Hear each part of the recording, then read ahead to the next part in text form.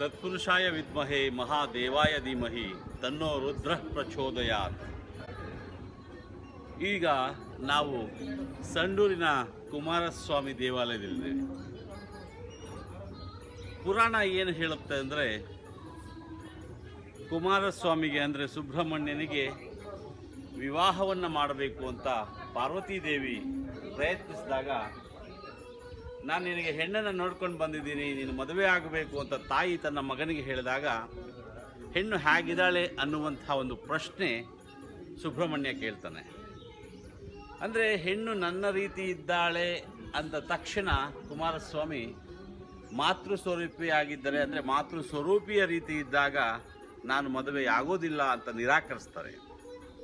ನಿರಾಕರಿಸಿದ ತಕ್ಷಣ ಪಾರ್ವತೀದೇವಿಗೆ ಕೋಪ ಬರುತ್ತೆ.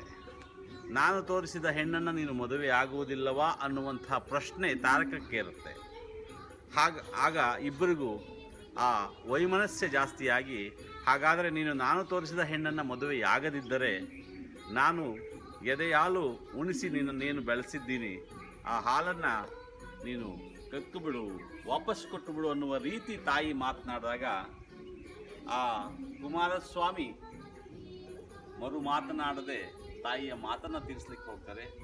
ಇವತ್ತಿಗೂ ಕೂಡ ಇಲ್ಲಿ ಕೊಡುವಂತಹ ಭಸ್ಮ ಏನಿದೆ ಅದು ಹಾಲಿನ ಸುವಾಸನೆಯನ್ನು ಬೀರುವಂತಹದ್ದು, ಮತ್ತು